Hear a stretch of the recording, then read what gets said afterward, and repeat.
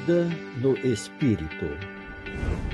Amor incondicional. Comunidade saudável. Missão atrativa. Sala 57. Estamos em movimento. Bom dia, pastorzão, beleza? Deixa eu ver aqui se você já está... Bom dia. Eu coloquei você como anfitrião e estava buscando o meu anfitrionato de volta. Tudo bem, meu amigo? Como é que você está? Bem, graças a Deus. Graças a Deus. Bom dia a todos, né? Rapaz, percebi que essas férias deixou você já mais perto do céu. Os cabelos já estão mais glorificados. Percebe que está glorificado mais, rapaz? Meu amigo, aqui é cabelo branco todo dia, meu amigo. É. Todo dia. Não é só isso, não. As férias me deixaram bem bochechudozinho, Olha aí, mano. mas vai melhorar. Eu, meu irmão, vai... Parece que está mais cevadinho, né? Tô mais... não, parece não, pastor, eu tô. Mas isso aqui é exercício. Meu amigo, vamos para a mensagem. Orando para que esses nomes cheguem aí, pastor Flávio. Nós precisamos de um exército de pessoas que vai igreja por igreja, que amam a sala e querem ver esse movimento em mais lugares, mais pessoas aderindo a esse processo. Nós precisamos de um exército e o Senhor vai levantar. Nós já temos quase 100 nomes de pessoas que enviaram, mas eu quero mais. O Espírito Santo quer 500, quer 1.000 pessoas envolvidas nisso. Eu quero mais, quero mais. Eu espero que você coloque o seu nome aqui para ser um desses divulgadores da sala. Vou orar pelo senhor, vai entrar o vídeo, meu pastor, e assim que o vídeo entrar, o senhor já está pronto aí para a mensagem dessa manhã, tá bom? Amém. Santo Deus e Pai, toma o pastor Flávio em tuas mãos, Deus. Espírito Santo, tu domina a mente dele, a construção do pensamento, que seja para a honra e glória de Deus. Espírito Santo, nos faz entender o que ele quer nos ensinar hoje. Desde a criança até o mais velho na sala hoje, nos faz entender, Senhor, tudo. E nos prepara para um dia em que vamos falar do amor de Deus para muitas pessoas. Batiza-nos com teu Espírito mais uma vez. Espírito Santo, sopra sobre esta sala, nesse momento, através do estudo da Santa Palavra de Deus, em nome de Jesus. Amém, amém e amém. Ok, meus queridos, bom dia para todos mais uma vez. É uma alegria podermos estar juntos, né? Nesta manhã. Ainda estamos em férias da Sala 54, em relação à Sala 57, né? Da sua programação habitual. Mas, ainda assim, temos um grande número, né? Um grande número de pessoas. Impressionante o alcance da Sala 57, né? E eu estive, durante esse período aí de férias, né? Embora já não estivesse em férias, mas eu fui atender a igreja no meu distrito que passei alguns anos atrás, Cândido Sales, né? Eu quero mandar um abraço para todos os irmãos lá em Cândido Sales. Eu fiquei impressionado, porque lá tem 2 distritos, uma cidade pequena, mas tem 2 distritos. E eu passei 4 anos lá. E quando eu fui convidado a fazer alguma coisa lá em alguns lugares, algumas igrejas, várias pessoas do outro distrito, não era do meu distrito, né? Eu dizia, eu conheço o pastor, mas não é dos 4 anos que eu passei lá, né? Eu conheço o pastor da Sala 57, né? Impressionante o alcance da sala, né? Louvado seja Deus. Quero mandar um abraço a todos os irmãos e amigos que nos acompanham, né? Durante essa jornada de Sala 57, que já estou há 2 anos, né? Ok. Eu queria ler alguns textos na palavra, né? Na palavra de Deus. Eu queria convidar você a abrir a Bíblia no livro de Mateus. Você está com a sua Bíblia? Acompanhe, né? Mateus, capítulo 27. Nós queremos ver aqui um personagem bastante badalado na Bíblia nos dias de Jesus. Mateus 27, 45. Aqui na minha versão diz assim, Almeida e Revista Atualizada diz: desde a hora sexta, que era Jesus crucificado, já a morte de Cristo. Desde a hora sexta até a hora nona, houve trevas sobre a terra. Por volta da hora nona, clamou Jesus em alta voz, dizendo: Eli, Eli, lama sabachthani. O que quer dizer: Deus meu, por que me desamparaste?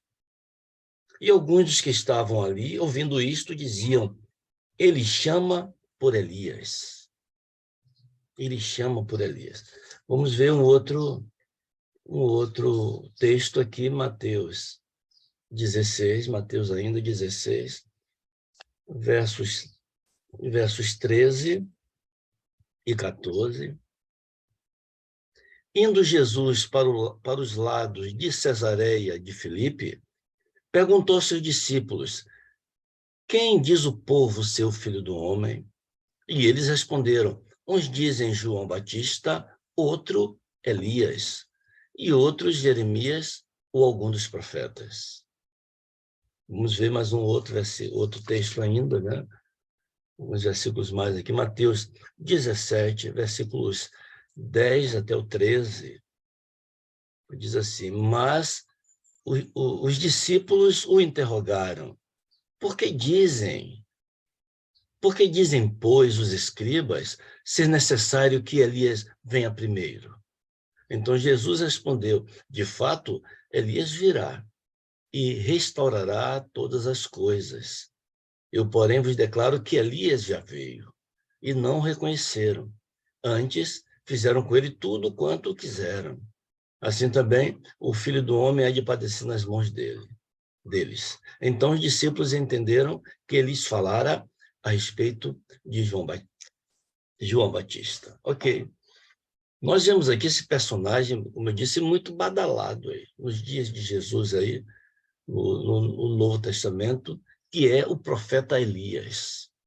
Vimos só alguns versículos aqui que falam de Elias. Jesus estava na cruz, e quando ele dizia Eli, Eli, porque o nome Elias, né, significa Jeová é o meu Deus, Yahweh é o meu Deus. Então, quando ele dizia Eli, meu Deus, ele estava dizendo, na verdade, Elias, Elias.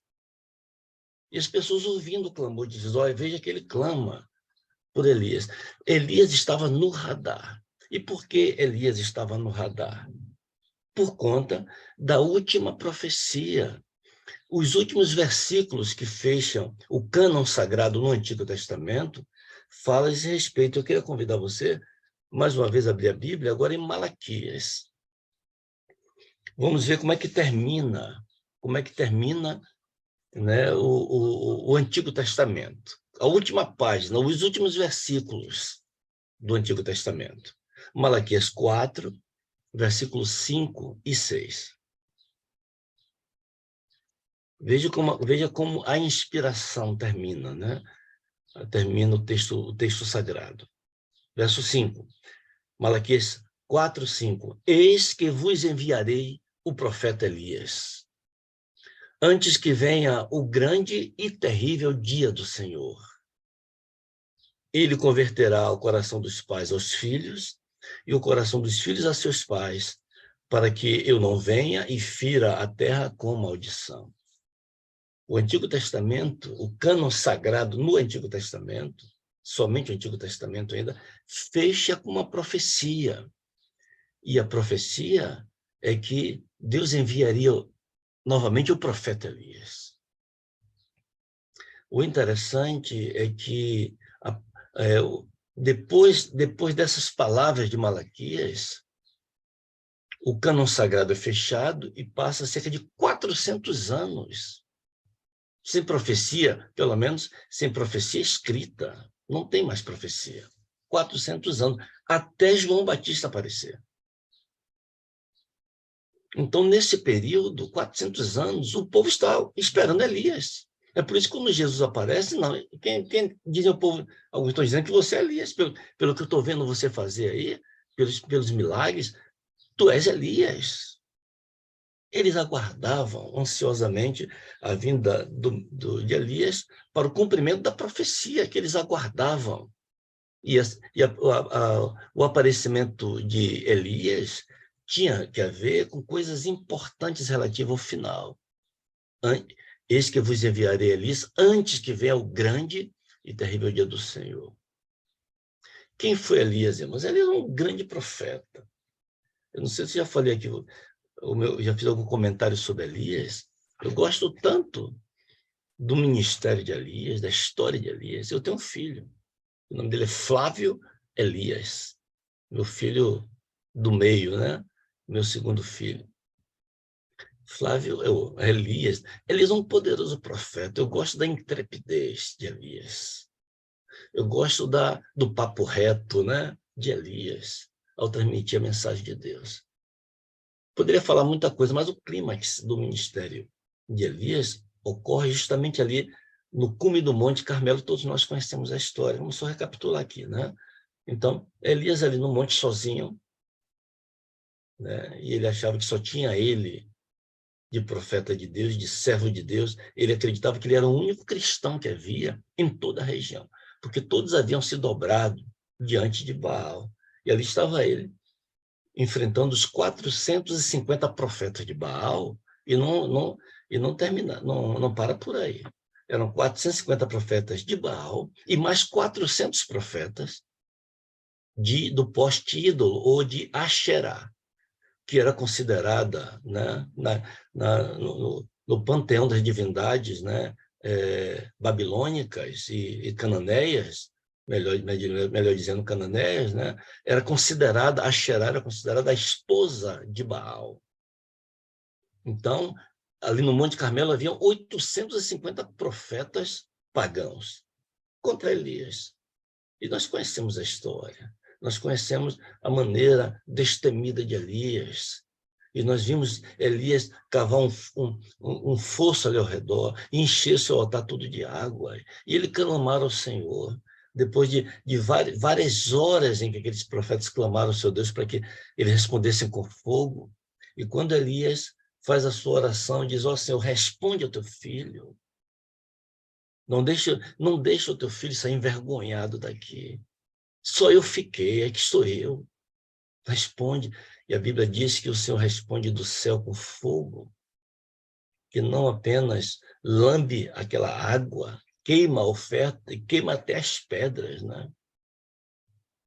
Aquele povo ali cai de joelhos, reconhecendo que somente o Senhor é Deus. E eles gritam: Elias, Elias. Eles estão dizendo: Jeová, Yahweh é o meu Deus, né? Uma vitória espetacular. Porém, no capítulo 19, eu quero convidar você de 1 Reis, capítulo 19, algumas coisas acontecem, né, que mudam bastante o estado de ânimo, né, do nosso querido profeta Elias, do nosso irmão Elias, né?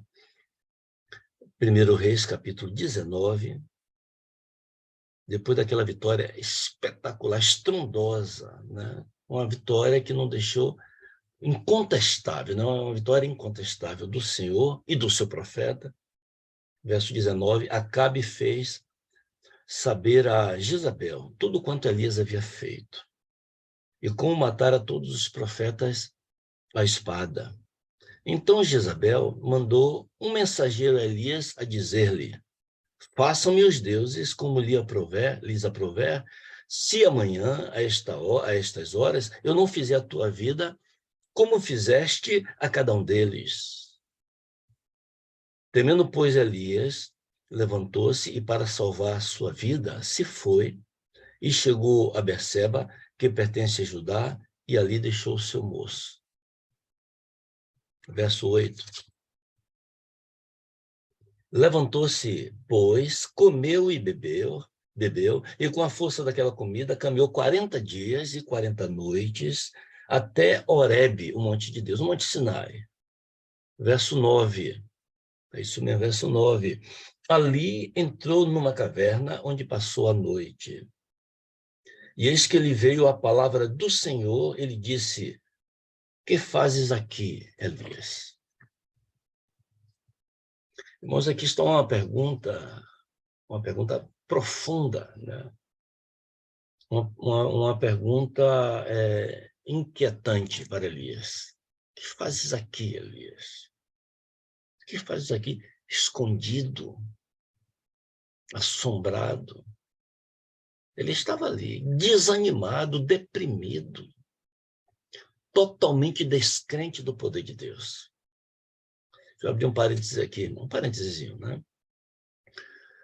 Diante dessa história, alguns afirmam que Elias havia adoecido, né? Ele foi acometido de uma patologia, uma doença psicológica. Elias estava em depressão, né? Eu creio que existe a depressão, claro. O fenômeno está aí, é visível, né? É visível. Mas, infelizmente, eu acho que existe muito, não, qual é a palavra? Muita precipitação, hein? No diagnóstico da depressão. Hoje, muitos se apressam a dizer, não, Elias estava... Jesus no Getsêmani, afirmam, estava em depressão. Jesus estava em depressão no Getsêmani. A impressão que dá é que, às vezes se tornou em nosso mundo, terminou ficando muito psicologizado, né? O nosso mundo. Parece que a nossa sociedade, diria melhor, né? Parece que é proibido ficar triste. Se a pessoa ficou triste, profundamente triste ou desanimado, está doente. E nem sempre é assim. O que aconteceu com Elias é o que se chamava muito no passado, que hoje se chama de depressão, né? Mas era melancolia. Uma tristeza muito grande por conta de uma frustração, uma decepção muito grande. Elias não foi acometido de uma doença ali. O que aconteceu com Elias é que ele havia apostado muito naquele milagre, no Monte Carmelo. O que aconteceu com Elias é que ele imaginava que depois de uma vitória daquela, Deus mostrou o seu poder. Foi visível aos olhos de todos. O povo se colocou ajoelhado diante de Deus, clamando, somente o Senhor é Deus, reconheceu Deus verdadeiro, a ponto de Elias pegar e matar todos os 850 profetas de Baal, foram mortos ali. Era como se o paganismo fosse destruído ali. Então ele pensou que não haveria mais chance nenhuma de aquela tensão religiosa pagã viesse a sobreviver de novo. Afinal de contas, não foi uma vitória incontestável de Deus? A ponto de o próprio rei reconhecer isso, o próprio Acabe, que era adorador de Baal, também reconhecer isso. Então Elias apostou tudo nisso. Ele disse, não, agora resolveu um problema. Deus me chamou para um grande revivamento. O revivamento ocorreu, está aqui.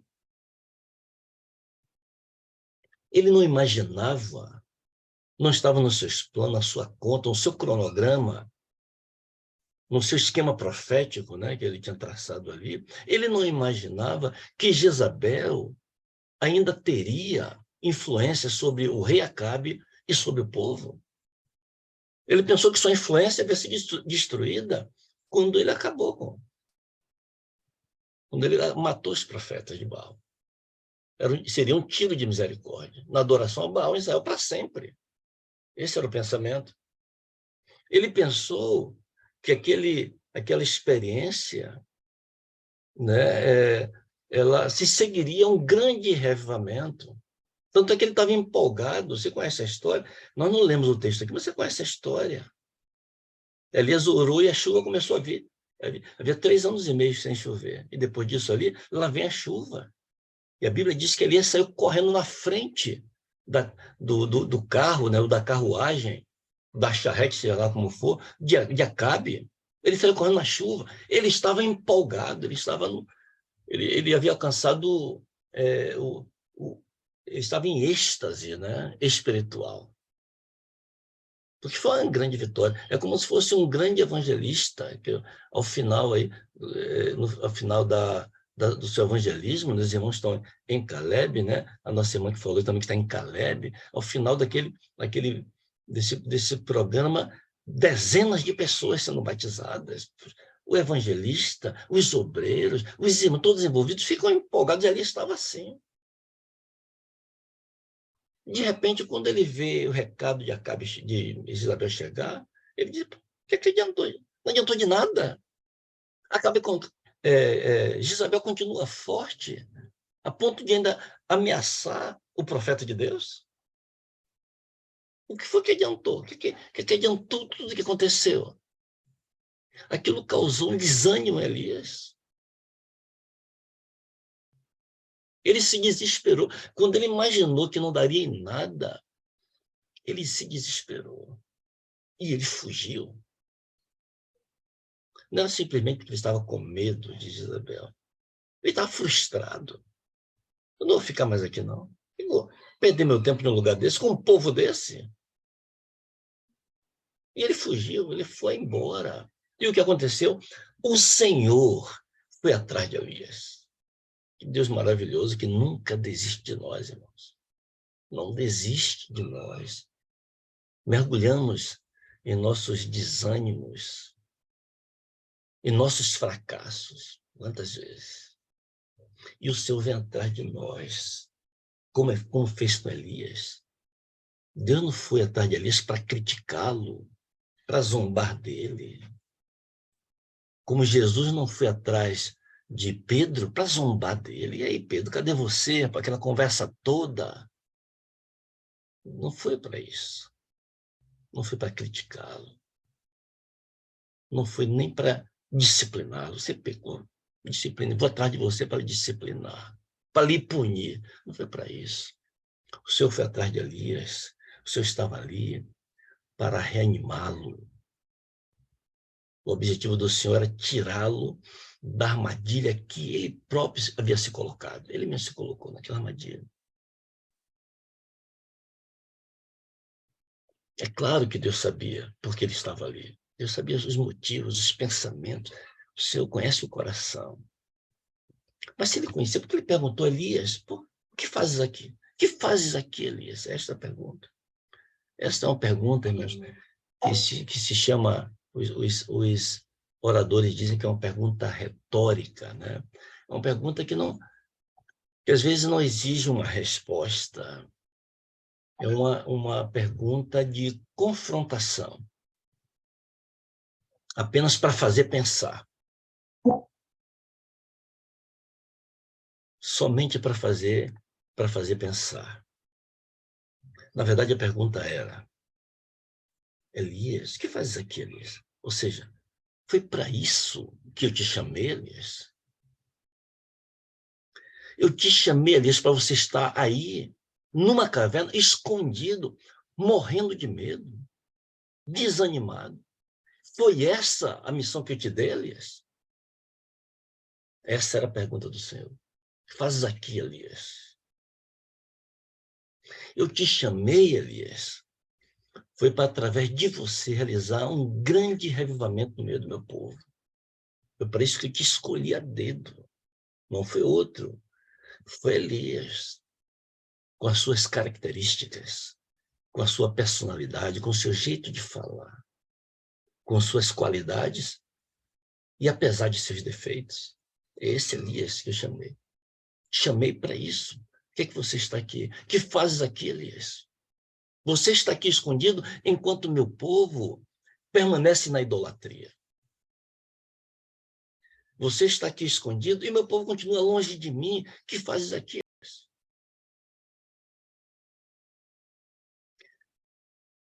Um dos textos que nós lemos aqui no início, que foi a profecia que fez de Elias um personagem muito conhecido, muito aguardado, muito badalado nos dias de Jesus. O texto diz, eis que vos enviarei Elias, antes que venha o grande e terrível dia do Senhor. Eu acho interessante que Jesus, quando ele vai falar, nós lemos o texto também, ele diz, eles estão esperando Elias, mas Elias já veio, eles não reconheceram.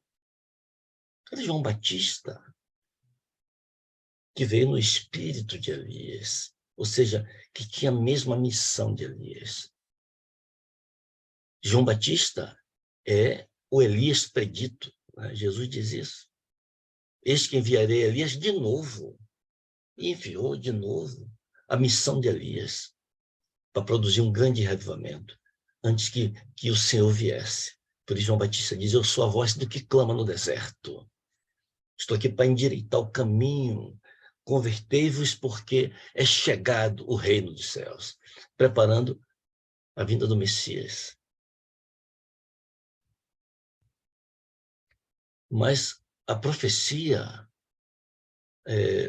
projeta a vinda de Elias para um futuro ainda mais além de João Batista. Eis que eu vos enviarei Elias antes que venha o grande e terrível dia do Senhor. E o dia do Senhor, na Bíblia, inclusive, e em especial no Novo Testamento, se refere à consumação final das coisas. E nós entendemos pela própria palavra de Deus que acontece com a vinda do Senhor Jesus.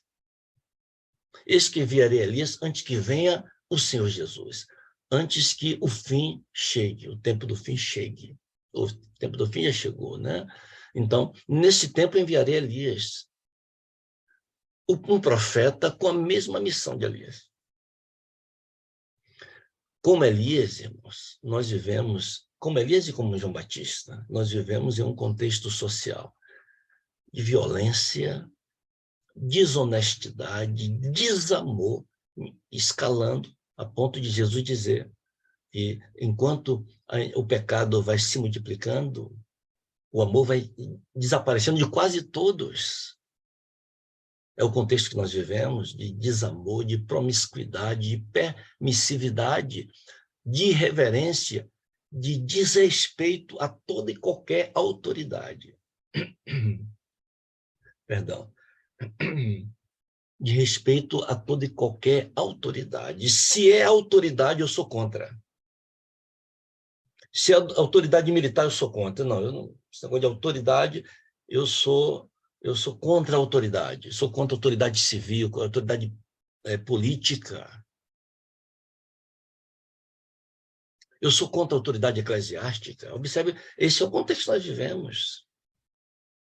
Quando começaram em 2013, os movimentos, a partir de 2013, principalmente, os movimentos de questionamento de governo, eu vi um pastor, hoje está jubilado, o pastor Giovanni Queiroz.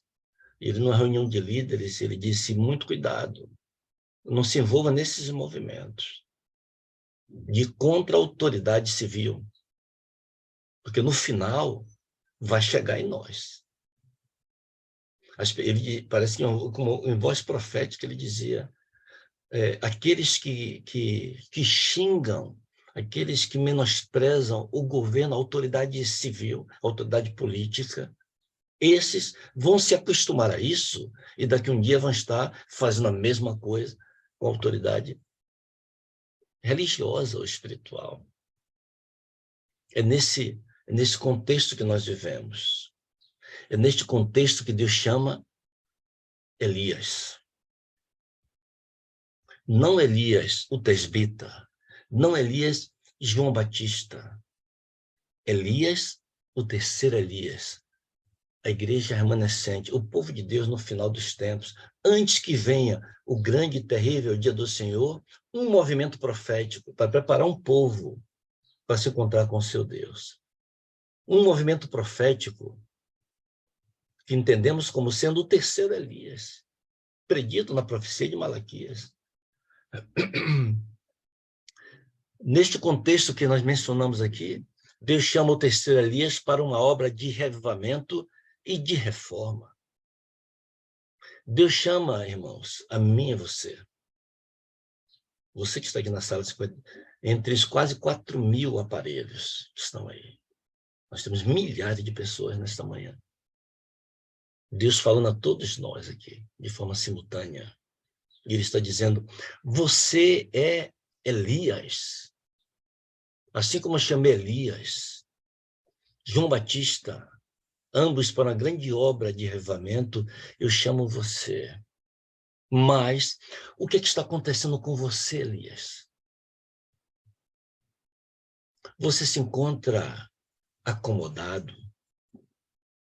Você se encontra assustado, desanimado? Você se encontra com medo de se queimar? de você dizer coisas para alguém, de você confrontar alguém e se queimar. O que acontece com você, Elias? Você não consegue discernir a verdade do erro. Nesse monte de mentiras que se tornou a rede social hoje em dia, não só mentiras, né? Mas um monte de mentira pelo meio, misturada. E você crê em todas elas sem discernimento, sem usar o seu senso crítico. O que aconteceu com Elias? Não tem mais senso crítico? Todas as mentiras que te chegam, você aceita? O que acontece com você? Ele está escondido nessa caverna, que não aparece mais. Cadê Elias? Aquele que vai fazer um movimento de reforma, de revivamento. O que acontece com você? Talvez Elias esteja na caverna por conta de um problema financeiro, uma questão de doença, um problema familiar, uma queda espiritual. E talvez eu fale com Elias agora, está dentro da caverna, está aí, olhando para mim. Olhando para dentro de si mesmo, diz, coitadinho de mim, que estou sofrendo. Coitadinho de mim, porque as pessoas não me compreendem. Coitadinho de mim, que eu sou rejeitado, porque eu penso diferente. Coitadinho de Elias, que fazes aqui, Elias? Foi para isso que eu te chamei. E a pergunta de Deus para mim, para você nesta manhã, foi para isso? Você caiu, Elias. Eu vim atrás de você, Elias. O que fazes aqui? Você está desanimado com a igreja? Você está decepcionado com alguém da igreja, com o seu pastor, com o irmão da igreja? Você está decepcionado com a sua família? E por isso está aí, na caverna? O que fazes aí, Elias? Sai daí, Elias. Não foi para isso que eu te chamei. Quando uma dessas coisas, uma doença, uma enfermidade, um problema espiritual acontece na nossa vida, nessa hora nós fugimos, irmãos, e nos escondemos na primeira caverna que encontramos. Cavernas da impaciência, do medo, do rancor, da incredulidade, da ira. Nesta manhã, opa, deu meu tempo aqui que eu marquei.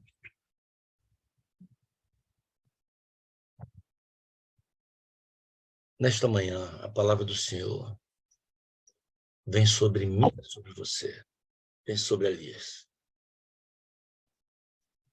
Sobre mim, sobre você. O que fazes aqui, Elias? Nos desafia. Foi para isso que eu te chamei, Elias. Elias, te liberta, Elias. Eu vim aqui porque eu quero te libertar. Sabe de quê? De você mesmo. Tem um cantor nosso que diz, né? Hoje estou livre de mim. Jesus quer nos livrar de nós mesmos. Deste excesso de amor próprio que existe em nós. O egoísmo que existe em nós. Nascemos com ele. Observe que não existe nenhum único mandamento mandando a gente ame a você mesmo. Não existe nenhum. O mandamento que Jesus diz é ame ao teu próximo como você já ama você. O mandamento está dizendo para você se amar. Não precisa mandar se amar. Nós já nos amamos demais. Já nascemos assim. Amamos somente a nós mesmos, muitas vezes. Eu vim aqui, Elias, vim atrás de você, entrei na sua caverna, porque eu quero te libertar do seu excesso de amor próprio. Tirar os seus olhos do seu próprio umbigo. É por isso que você está na caverna, Elias. É por isso que Elias entrou na caverna, o Elias o tesbita, os olhos focados nele mesmo. É por isso que Jonas entrou na caverna. Eu quero morrer. Eu não estava com depressão. Ele pediu até a morte, né? Quero morrer. Excesso de amor próprio, focado somente nele. E vem a palavra do Senhor e diz ali, Jonas, você acha que era... Você viu a plantinha ali, você ficou triste que ela morreu? Aquelas pessoas todas que iam morrer. Você não deveria ficar feliz pelas pessoas. Ele está focado nele mesmo. Pelas pessoas que não morreram. Não, mas o que vão dizer de mim? E a minha reputação? Que eu disse que ia acontecer. História de Jonas. Te liberta, Elias, dessa caverna em que você se encontra. Sai dessa caverna, Elias. Olha ao seu redor, Elias. Vê no exterior ao seu redor. Olha quantas pessoas que esperam de Elias uma palavra, uma mensagem. Veja o seu cônjuge, Elias, do seu lado aí. Veja, Elias, os seus familiares, os seus filhos. Enquanto você está na sua caverna, existem pessoas ao seu redor que talvez estejam perecendo, precisando de uma palavra de ânimo, uma palavra de carinho, pessoas que precisam de compreensão, pessoas que precisam que alguém coloque a mão no ombro e diz assim, eu te entendo. Você pecou, mas eu te compreendo. Pessoas que tolerem os defeitos do outro. Enquanto você está na caverna, outros estão morrendo porque se sentem rejeitados. E você está aí perto disso. Mas você está na caverna, você não consegue enxergar, você não consegue ver. Elias, você se lembra dos primeiros dias? Você se lembra, Elias, quando você me conheceu? Quando eu me apresentei para você? Quando eu me revelei para você? Quando você percebeu o resplendor da minha glória, o meu amor, quando você sentiu o meu primeiro abraço, você se lembra? Como você se emocionou? Como você derramou lágrimas no tanque de batismo? Quando você me ouviu falar diretamente contigo e te chamar a te servir? Elias, você se lembra dos milagres que já operei na sua vida? De como eu tenho guiado você?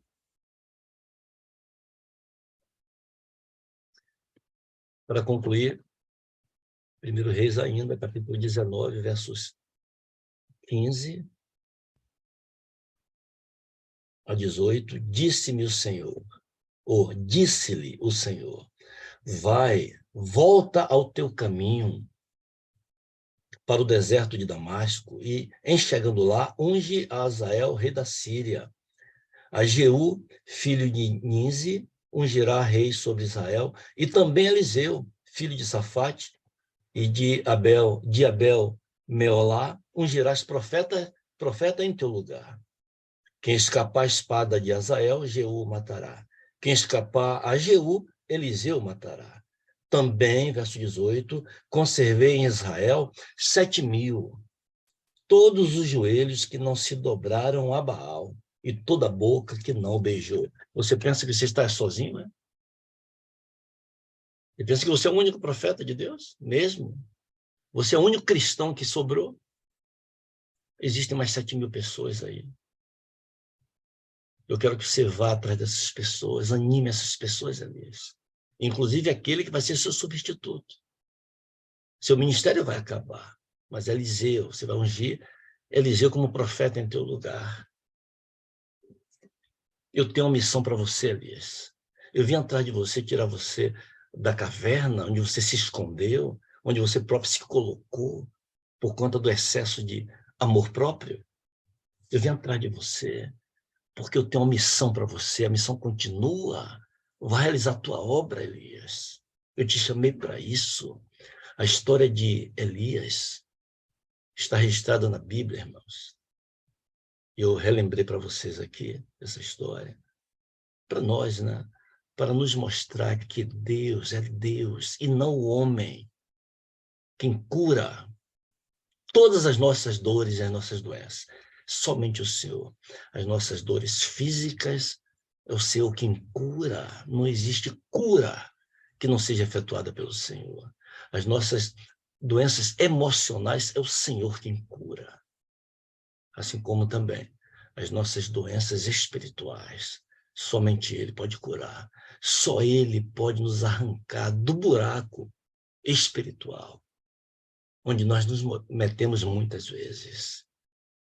Ele pode nos tirar, ele pode descer lá no buraco que nós estamos, por mais profundo que esteja. O Senhor vem até o abismo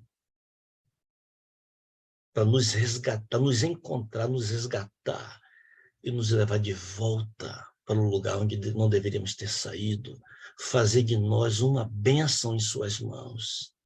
Você quer vir após mim, disse Jesus, a si mesmo se negue, esqueça de você mesmo, cumpra a sua missão, tome a sua cruz, cumpra a sua missão, siga-me. Deus quer fazer de nós uma bênção, irmãos. É por isso que Ele nos trouxe para esse ambiente, onde nós podemos, todos os dias, cada manhã, na sala 57, experimentar a vida no Espírito, uma comunhão com o Espírito Santo. Deus nos chama para esse ambiente, nos trouxe para esse ambiente. Talvez você tenha entrado pela primeira vez na sala 57, Ele nos trouxe para esse momento, esse ambiente, para que possamos compartilhar um amor incondicional, que a gente possa ter coragem de dizer, eu te amo e eu preciso de você, você é importante para mim, eu te amo em Cristo. Esse ambiente que formamos essa comunidade, que chamamos de comunidade saudável, onde nós somos cristãos, não cristãos fanáticos, que vemos coisas, não. Nós somos cristãos saudáveis, que amamos a Jesus Cristo, somos guiados pelo Espírito Santo de Deus e vivemos o amor da igreja primitiva, né? É por isso que o pastor Wagner sempre repete, isso aqui tem cheiro de igreja primitiva. E em uma comunidade assim, a missão ela fica de fato muito atrativa, irmãos. É por isso que esqueci o nome da irmã que deu um breve testemunho, a irmã de Sergipe, esqueci o nome dela. É por isso que irmã Zenaide, né? É por isso que a irmã Zenaide dizia assim, quando eu me apaixonei, irmã Zenaide gostou muito dessa expressão, né? Quando eu me apaixonei, um dia eu conversando com alguém, e alguém que fazia alguns questionamentos, enquanto eu respondia os questionamentos sobre a sala 57, esse alguém diz assim, Flávio, você está apaixonado.